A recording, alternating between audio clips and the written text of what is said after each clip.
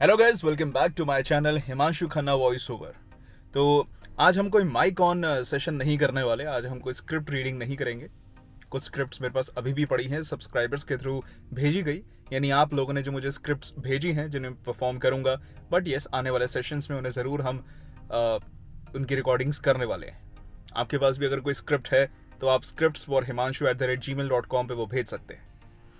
आज हम डिस्कस करने जा रहे हैं कि जो हमारा ऑडियो इंटरफेस होता है वो कैसे काम करता है और उसका कनेक्शन कैसे पूरा होता है। कई लोगों को ये डाउट होता है कि यूएसबी माइक के लिए ऑडियो इंटरफेस चाहिए या नहीं चाहिए, या कंडेंसर माइक के साथ चाहिए, तो कौन सा लेना चाहिए और कैसे कनेक्ट होता है आपके सिस्टम के साथ, लैपटॉप के साथ।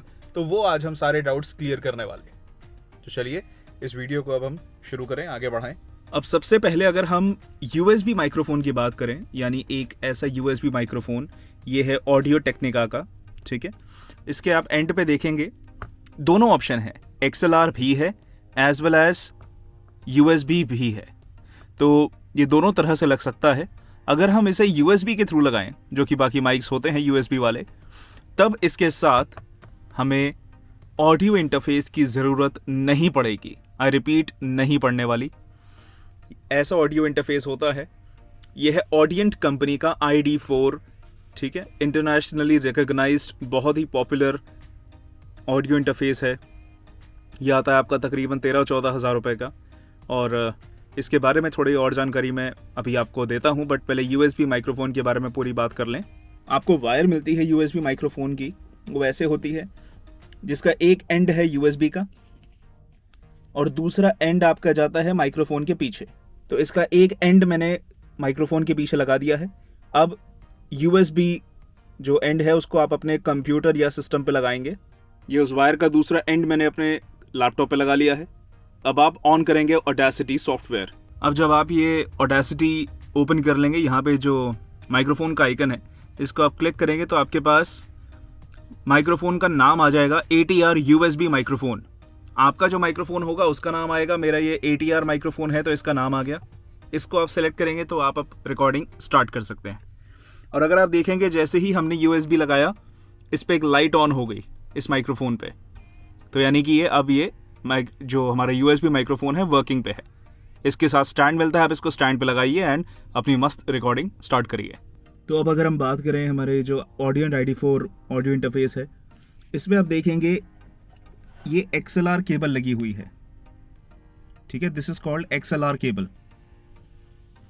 तो ये जो XLR केबल है मोटी सी, इसका एक एंड जाता है आपके ऑडियो इंटरफेस में, और इसका जो दूसरा एंड है वो जाता है माइक्रोफोन के पीछे, जो आपका कंडेंसर माइक्रोफोन है जिसमें XLR अलाउड होता है। और ये जो दूसरी केबल है ये इस ऑडियो इंटरफेस की ही केबल है, यानी इसका एक एंड जाएगा यहाँ पे और इसका दूसरा एंड जाएगा आपके लैपटॉप पे। ओके, अब इसमें जो बटन्स होते हैं उनके बारे में भी बता देता हूँ। ये एक सबसे ज़रूरी होता है mic gain. I am sorry, ऊपर से एक लाइट पड़ रही है। माइक गेन जो होता है, अब माइक गेन किसके लिए होता है कि जब आपने माइक्रोफोन लगाया तो आपका ऑडियो इंटरफेस, ये जो प्री एम्प है, ये उसकी कितनी फ्रीक्वेंसी पकड़ेगा, ठीक है ना।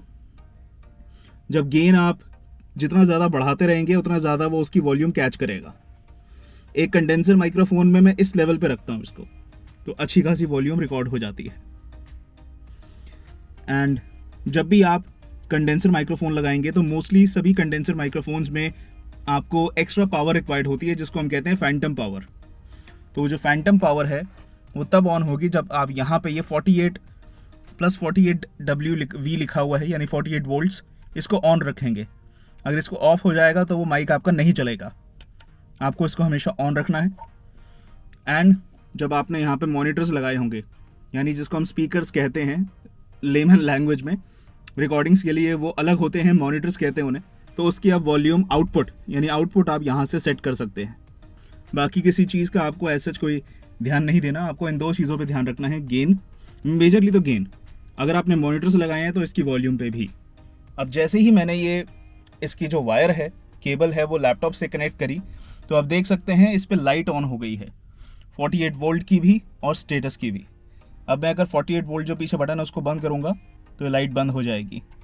ऑन करूँगा, ऑन हो जाएगी। जब ये ऑन है तो मतलब 48 वोल्ट पावर इसकी एक्स्ट्रा प्रोवाइड होगी।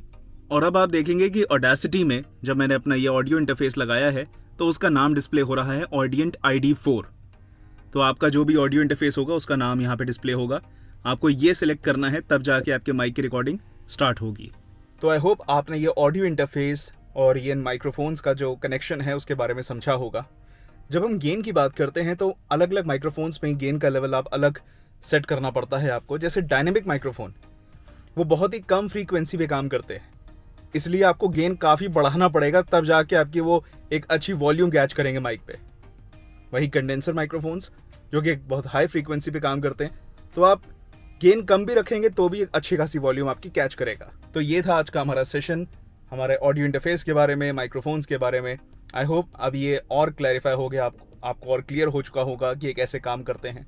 एंड ऐसे ही कुछ और जानने के लिए आप नीचे कमेंट करिए। वीडियो आपको अच्छी लगी तो लाइक कर दीजिएगा, कुछ पूछना है तो कमेंट करके पूछिएगा, एंड स्क्रिप्ट भेजनी है तो scriptsforhimanshu@gmail.com पे भेजिए और शेयर कर सकते हैं औरों के साथ। ऐसी ही वीडियोस मैं डालता रहता हूँ, डालता रहूँगा, और जब वो वीडियोस आएंगी आपको पता चले उसके लिए आप सब्सक्राइब कर लीजिएगा। मिलते हैं अगली वीडियो में, तब तक stay safe, take care, bye bye.